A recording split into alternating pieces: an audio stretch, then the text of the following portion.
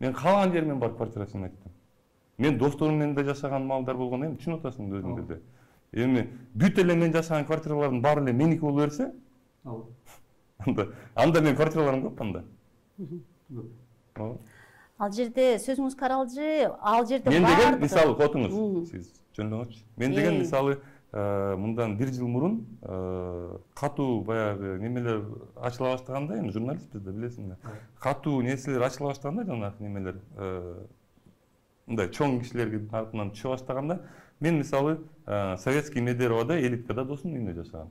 Досум экөөбүз чогуу жашаганбыз. 3 айдай ошол жерде жашагам. Анткени ал жерде охрана бар болчу, ал жерде камералар бар болчу, ал жерде стоянка охрана. Коопсуздук үчүн да.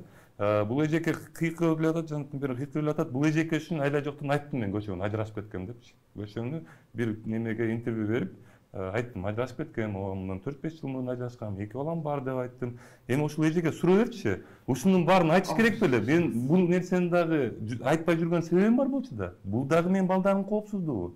Бул дагы ошол мен турмушка байланыштуу. Турмушка байланыштуу, мен жакындарымдын коопсуздугу да. Анан кайсы акысы менен бул эжеге ким андай менин бала чакамдын, мен жакындарымдын негизи эле коопсуздугуна шек келтиргенге ким акы бериптир?